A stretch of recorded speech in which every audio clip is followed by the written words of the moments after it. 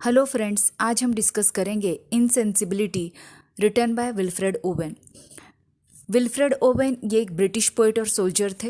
इन्हें war poet कहा जाता है और इनकी पोइट्री जो है वो वॉर पोइट्री में इंक्लूड होती है।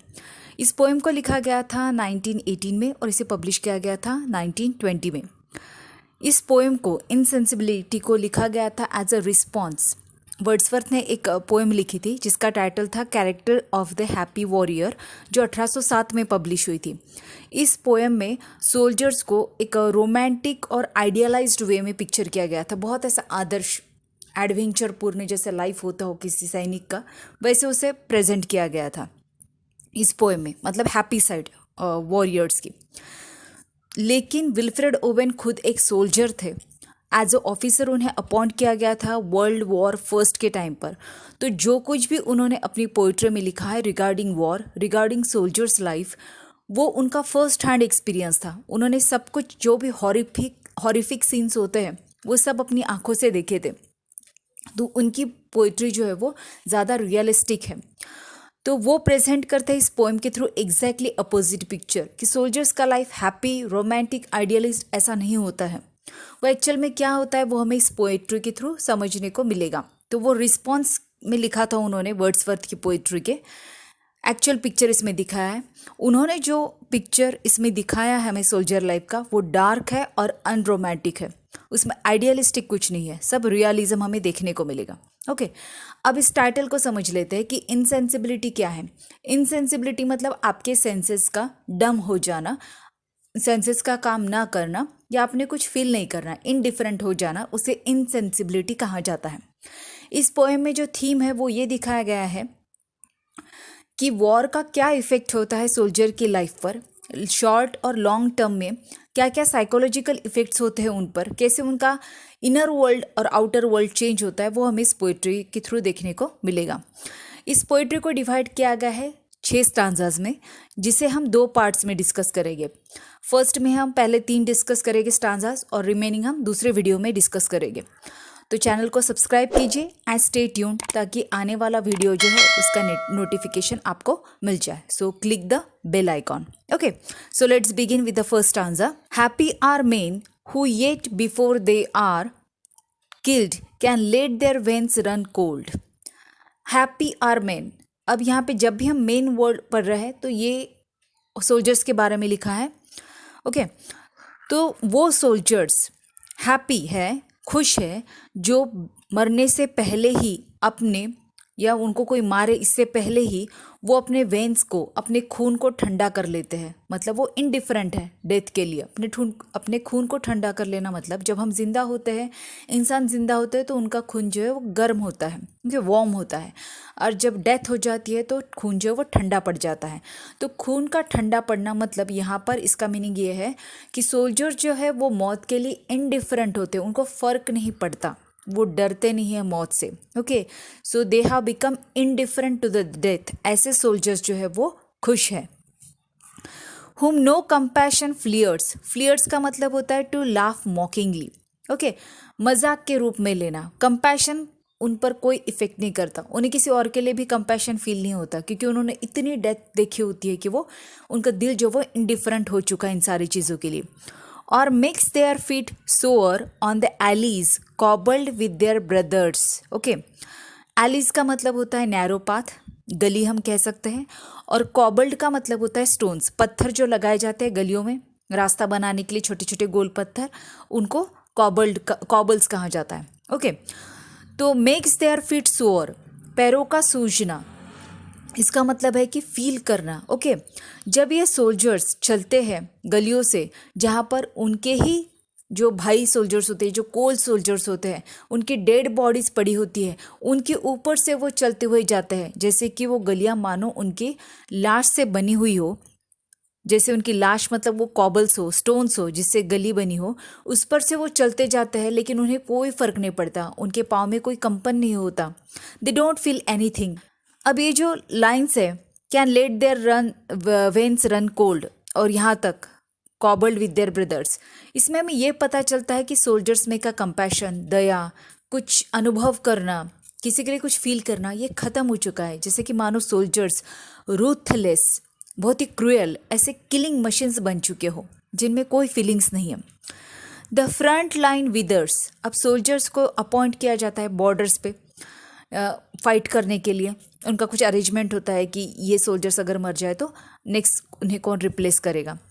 द फ्रंट लाइन विदर्स, जो सामने खड़े सोल्जर्स है वो जब नष्ट हो जाते हैं, विदर्स मतलब मर जाते हैं, यहाँ पर विदर्स का मतलब नष्ट होना है, मर जाना है। But they are troops, troops मतलब वो सोल्जर्स का ग्रुप है, हु फेड नॉट फ्लावर्स। वो ट्रूप मतलब एक ग्रुप है सोल्जर्स का, वो इंसान है, वो कोई फूल नहीं है जो मुरझा जाए। फेड का मतलब मुरझा जाना, वो कोई फूल नहीं है जो मुरझा जाए। For poets tearful fooling, tearful fooling मतलब जब पोइट्स कविताएं लिखते हैं सेंटिमेंटल वे में, जिसे सुनकर आपने आंसू बह जाए या आंसू निकल जाए, ऐसा जो टीयरफुल फुलिंग वाला सेंटिमेंटल पोइट्री जब लिखी जाती है, पोइट्स जब लिखते हैं तो फ्लावर्स के ऊपर लिखते हैं। लेकिन ये सोल्जर्स जो है वो फ्लावर्स नहीं है, वो मरते हैं। ओके, वो इंसान है। Men gaps for killing, sorry men gaps for filling. Men soldiers जो है ये मानो इंसान नहीं है, वो सिर्फ गैप को फिल करने वाला कोई सब्सटेंस हो। ये कौन सा गैप है कि जब कोई एक सोल्जर मर जाता है तो उसकी जगह पर दूसरे को अपॉइंट कर दिया जाता है, दूसरे को खड़ा कर दिया जाता है। लॉसेस, ऐसे कितने ही मरते हैं। Who might have fought longer, शायद वो और भी ज़्यादा लड़ सकते थे। बट नो वन बॉदर्स, लेकिन कोई केयर नहीं करता। अब यहाँ कोई, नो वन कौन है? पीपल, ऑफिसर्स, जनरल्स, जो बड़े पद पर जो काम करते हैं ऑफिसर्स, वो लोग जनरल्स है, या ये सोसाइटी है। किसको क्या फ़र्क पड़ता है? हम न्यूज़पेपर्स में, पेपर्स पे जस्ट नंबर्स पढ़ते हैं, 10,000 मारे गए, 20,000 मारे गए, लेकिन उनके मरने का जो गम है, जिस तकलीफ से वो गुजरे होंगे बैटल फील्ड में, वो सब हम फील नहीं करते, महसूस नहीं करते। ओके, तो ये सोल्जर्स जो है ये जैसे मानो इंसान ही ना हो, ऐसे उन्हें ट्रीट किया जाता है। Okay,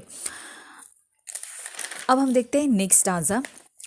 and some cease feeling, cease का मतलब होता है stop. Okay, and some cease feeling, कुछ सोल्जर्स कैसे होता है जो इमोशंस को या किसी भी भावनाओं को फील करना छोड़ ही देते हैं, महसूस करना छोड़ ही देते हैं, बंद कर देते हैं। इवन देमसेल्स और फॉर देमसेल्स, ना किसी और के लिए कुछ फील करते हैं ना खुद के लिए कुछ फील करते हैं। डलनेस बेस्ट सॉल्व्स, अब डलनेस जो है, इनडिफरेंट रहना, कुछ फील ना करना, मतलब डलनेस, ये बेस्ट सॉल्यूशन है, बेस्ट उपाय है बोल सकते हैं हम। किस चीज़ का?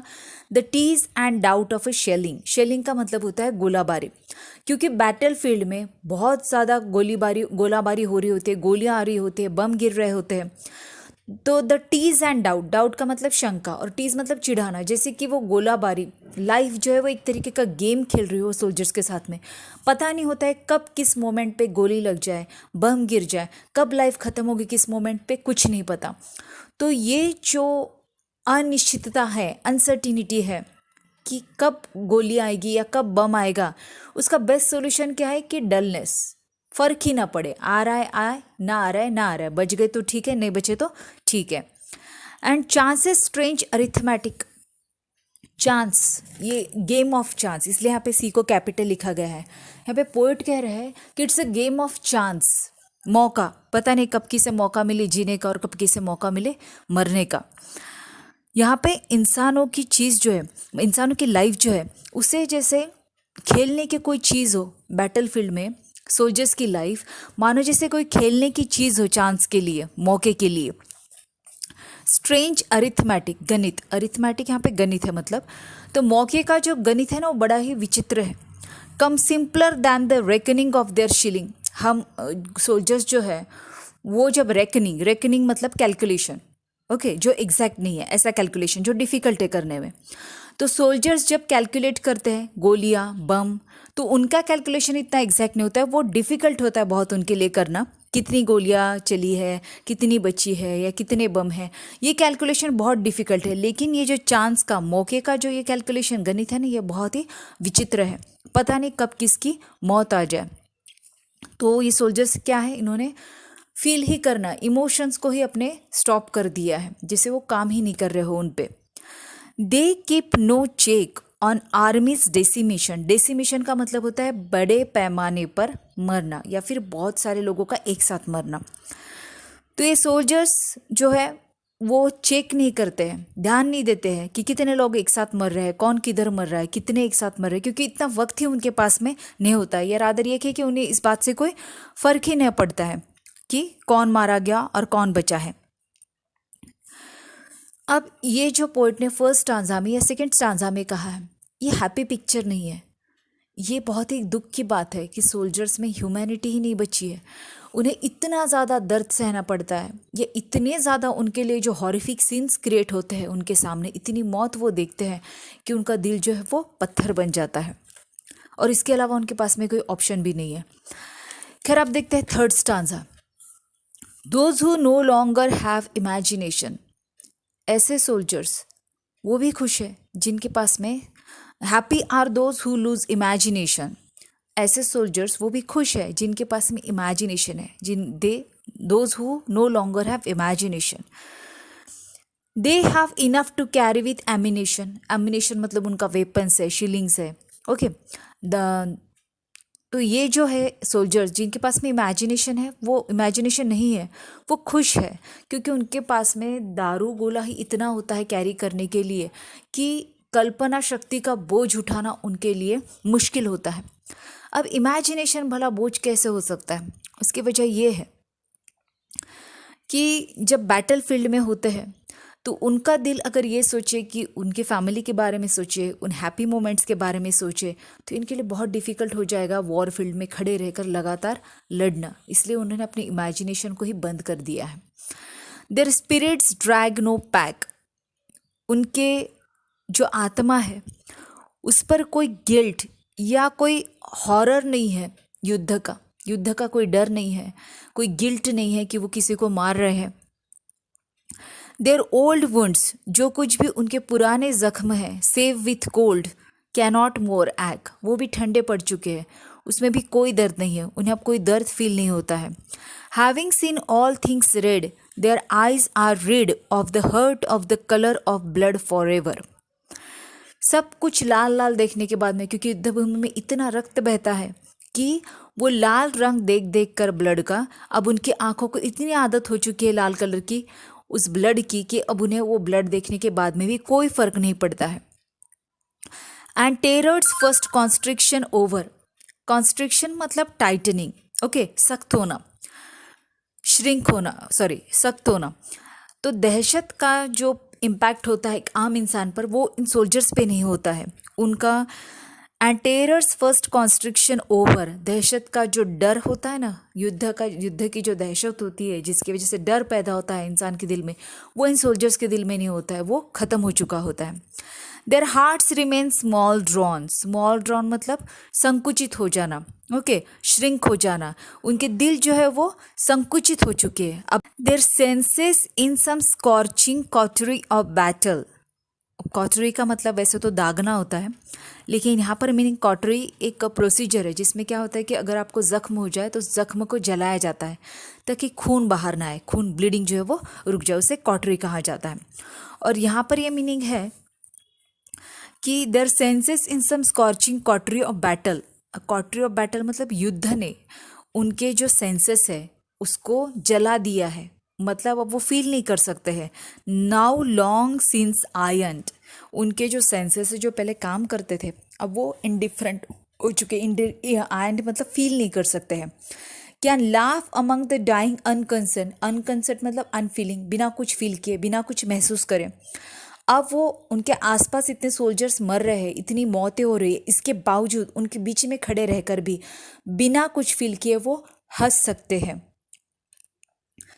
क्योंकि उनके पास में कोई पॉइंट ही नहीं है कि अगर वो रोते बैठे तो रोने के लिए इतने सारे लोग मर रहे हैं कि ये पॉसिबल ही नहीं, अनकाउंटेबल डेथ्स हो रही है, उनके लिए रोना भी पॉसिबल नहीं है। तो ये हो गए 3 स्टांजाज इस पोएम के। अब रिमेनिंग 3 स्टांजाज हम अगले वीडियो में डिस्कस करेंगे। So stay tuned and don't forget to subscribe to the channel.